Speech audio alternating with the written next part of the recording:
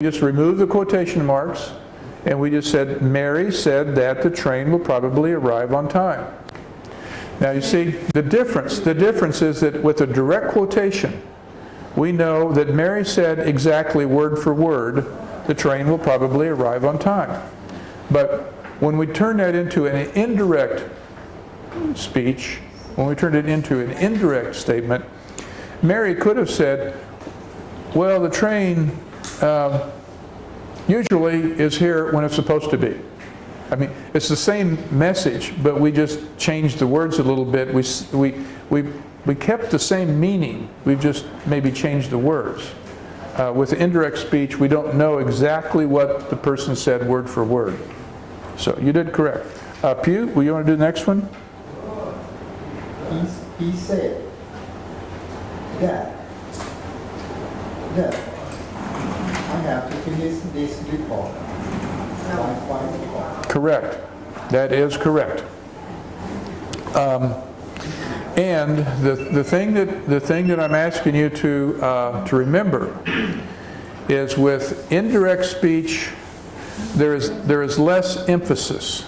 There is less emphasis. So then let's see. The next one would be number 4. Would you do that for us, please?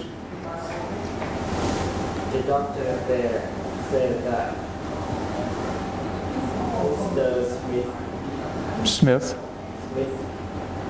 Will improve Quickly. That's correct. We did that correctly. The doctor said that Mr. Smith will improve quickly. Okay, so then number 5, Nat. William said to me that he is leaving in this morning. That's correct. She had a difficult one, and she did it correctly because the other ones, all we had to do was put in the word that, but now what Nat had to do is that she had to change the pronoun.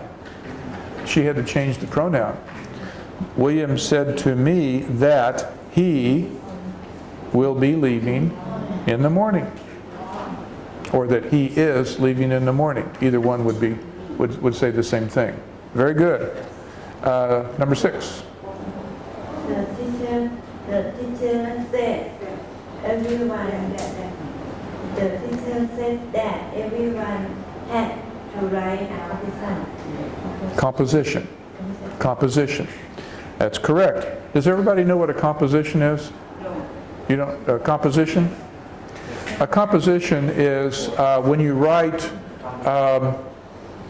along like a paragraph, or if you write something that's like several pages long, that's a composition.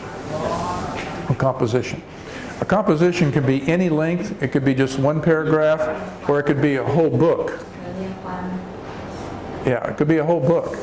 That would be a composition. Number 7, Tim? John said that he saw that movie on Wednesday. That's correct. We changed the pronoun. John said that he saw that movie on Wednesday. Number 8, Toy? Helen said she had read that book. Helen said that he has read that book. Pardon me? Helen said that, she, that she has read that book. So we have to change both the pronoun and the verb, because if we're saying, if the subject is I, we would say have, but if the subject is he or she, we would say has. So Helen said that she has read that book. Okay, that was a hard one. Chop, number 9. He said to John that she could not go to the movie with him. Okay, except we had 2 pronouns that we had to change there. John said, I'm sorry. Mary said to John that she could not cannot go to the movie with him. Him. she cannot go to movie she cannot Yeah. Well, we could say Mary said to John that she cannot go to the movie with him, or it would be just as correct to say Mary say said to John that she could not go to the movie with him. Both would be correct. There would be a slight difference. There would be a slight difference. If we said cannot, it means there's absolutely no way she could go to the movie. If we said could not, it would mean that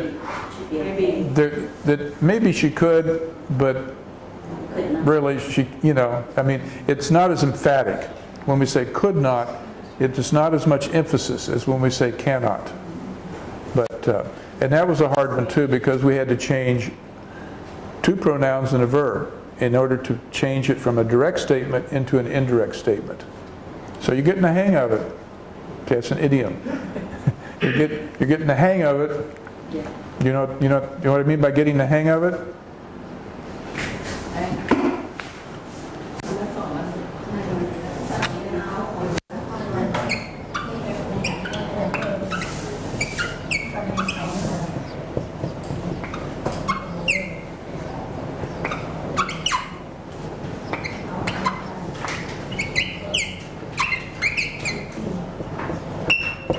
You're getting the hang of it.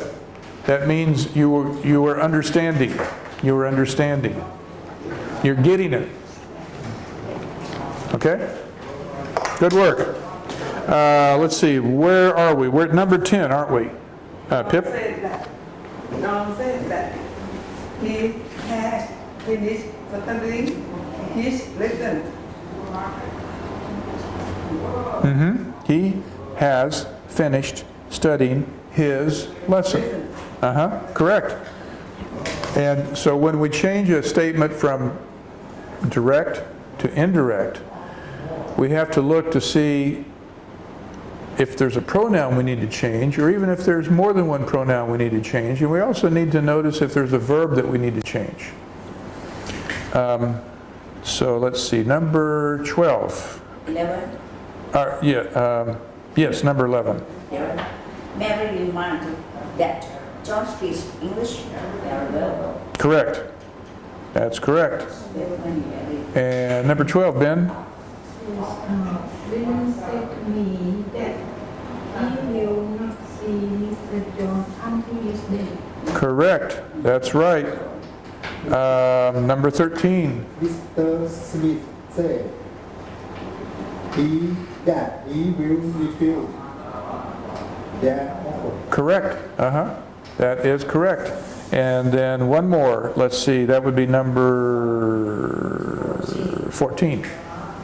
John said that I certainly hope. He certainly hopes To rain tomorrow. tomorrow. We put a that in there. John said that, but we have to change the pronoun. He. John said that he certainly hopes. See how we have to change the verb because we changed the I to he. Now we have to change the verb to agree with the subject. So John said that he certainly hopes that it won't rain tomorrow. Because the verb has to agree with the pronoun. Okay, well I think you have the hang of it. Very good. Very good. It's because we are doing so well, I wanted to, I'm introducing this into a little more difficult language skills. And indirect speech is a way of saying something with a little bit less emphasis. And let me show you how that can work.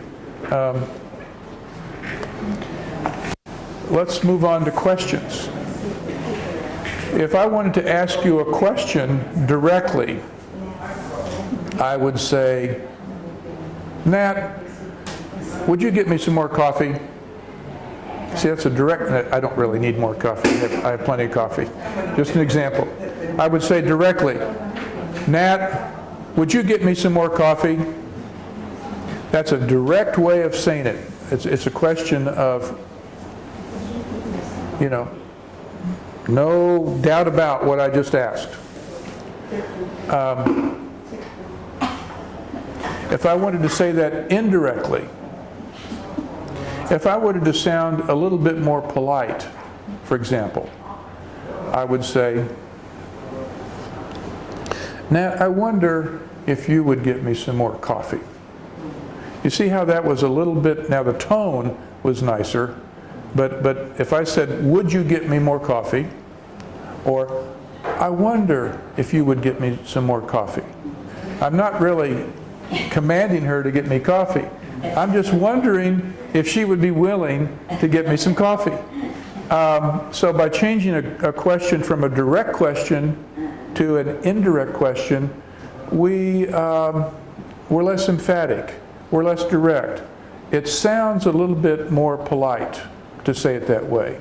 So like if you're in a restaurant and you would like another glass of water, and you know the server is nearby, and you ask the server, could you get me some more coffee? Or could you get me more coffee? Or even if you want